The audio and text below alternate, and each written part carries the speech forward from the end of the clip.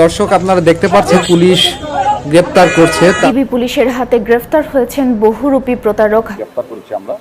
সেটা হচ্ছে আমার মিল্টনের অত্যাচারে আমার বাবা মারা গেছে। টর্চার সেল আছে, ওখানে সব আটকে দিছে। এরশাদ শিকদার মতো নাচতে নাচতে আমাকে মারছে। আমার চোখ এটা নষ্ট হয়ে গেছে একবার। মিল্টন সমুদ্র।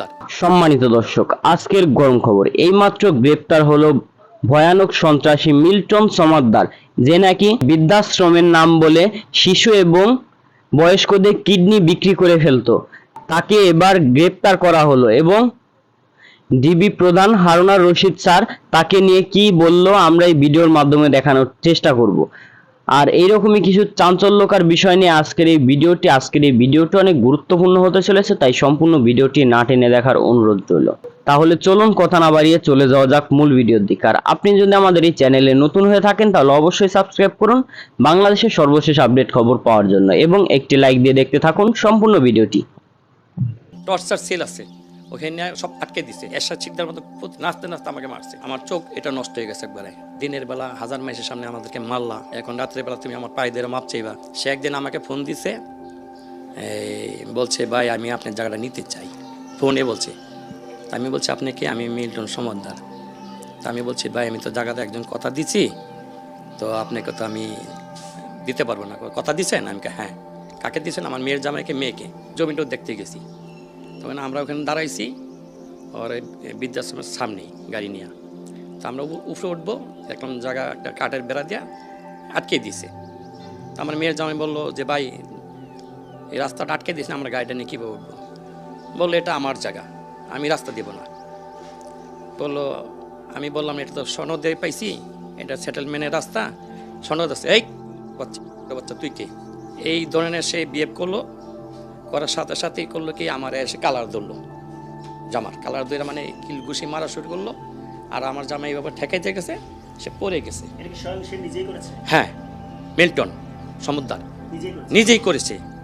এভাবে সে পড়ে গেছে। এই আর ধর মার, মৌমাছির মতন আইসা আমাকে ঘেরাও করে আমাকে তিনজনে মারা শুরু করছে। আমার মেয়েকে, আমার জামাইকে আমাকে মারতে মারতে মনে টান্না হেসা করে ভিতরে নিয়ে মুখে আমি উচ্চারণ করার মতো আমার সম্ভব হবে না, গাও সিঁড়িয়ে ওঠে তার কথা শুনলে। প্রতিটা গালিতে সে মারছে, আমার প্রতিটা গালিতে। এই এরশাদ শিকদার মতো নাচতে নাচতে আমাকে মারছে। টর্চার সেল আছে, ওখানে সব আটকে দিছে, দরজা জানলা আটকাইয়া নিচতলায়। হ্যাঁ, ওখানে কিছু সরঞ্জাম আছে, লাঠি, ছোটা কেসিস আর কি কি আছে মনে করেন এগুলা তারা আছে। একটা আলমারি আছে, তো সব লাগাই দিয়ে আমাদের মোবাইল, মানি ব্যাগ, টাকা পয়সা সে সব ছিনাই নিয়ে গেছে। এর ভিত্তি মারাধরি চলতি আছে 15-20 জনে। আমার চোখ এটা নষ্ট হয়ে গেছে একবারে। আমি বিএসএফ হাসপাতাল পরীক্ষা করছি, টোটালি এটা লেন্স লাগানো, সেটা আর কাজ হবে না। লেন্স লাগালে এই আঘাত করে যে লেন্সটা পড়ে গেছে। আমরা এই মামলা করছি, ও মামলা না করার জন্য বহু তবদির করছে। আমি বললাম দিনের বেলা হাজার মাইসের সামনে আমাদেরকে মারলা, মাইরা রক্তাক্ত করলা, অঙ্গহানি করলা, এখন রাত্রের বেলা তুমি আমার পায়ে দিয়ে মাপ চাইবা। মানে মাপ চায় আর কি, সরি বলে, সরি মাপ মানে সরি। ওই দিনই রাত্রে, রাত তখন 3টা বাজে, 2:30-3টা বাজে, সরি বলে। আমি বললাম দিনের বেলা মারলা, অঙ্গহানি করলা, আমরা আছি হাসপাতালে, তুমি চাইতেছো এখানে আমাদেরকে সরি বলো। তা আমি মাইরা সরি বলে কি মানুষ শেষ হয়ে যায়? বলে আমি আপনার ক্ষতিপূরণ দিব, যা লাগে লিখিত দিব, রাস্তা ছেড়ে দিব, কখনো করবো না। মিল্টনের অত্যাচারে আমার বাবা মারা গেছে।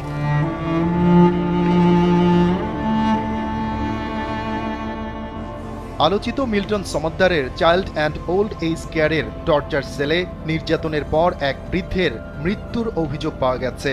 দরিদ্র বৃদ্ধ ইনজেকশন দিতে গেলে টাকা দাবি করেন মিল্টন সমদ্দার। টাকা দিতে না পারায় ওই অসুস্থ বৃদ্ধ এবং তার মেয়েকে বৃদ্ধাশ্রমের টর্চার সেলে নিয়ে মারপিট করা হয়। এ সময় ওই বৃদ্ধ গুরুতর অসুস্থ হয়ে পড়েন। ঘটনা ধামাচাপা দিতে উল্টো ওই বৃদ্ধ তার ছেলে এবং মেয়ে জামাইয়ের নামে চাঁদাবাজির মামলা দায়ের করেন মিল্টন সমদ্দার। এর মতন জঘন্য লাগা আর একটাও নাই, কারণ এ রাতে আমার আব্বা মাইকে মারা গেছে। আমার আব্বা একজন কিডনি রোগী ছিল। নিজেকে মানবতার ফেরিওয়ালা এবং বয়স্কদের সেবার প্রতিশ্রুতি দিয়ে আসলেও বাবার বয়সী বৃদ্ধের গায়ে হাত তোলেন মিল্টন সমদ্দার। আমার আব্বা সুই দিতে গেছিল, সুই দেওয়ার কারণে সুইতে তো গেছে, পরে ও 1000 টাকা চাইছিল। 1000 টাকা দিতে পারে নাই দেখে ও আমার আব্বার গায়ে হাত দিচ্ছে এবং কি আমার মার গায়েও হাত দিচ্ছে। টর্চার সেলে মিল্টনের নির্যাতনে আরও ভেঙে পড়েন বৃদ্ধ মীর হোসেন। তার মেয়ে জানান, এই ঘটনার প্রতিবাদে থানায় গেলেও মামলা নেয়নি পুলিশ। উল্টো মীর হোসেনের পরিবারের বিরুদ্ধেই চাঁদাবাজির মামলা ঠুকে দেয় মিল্টন।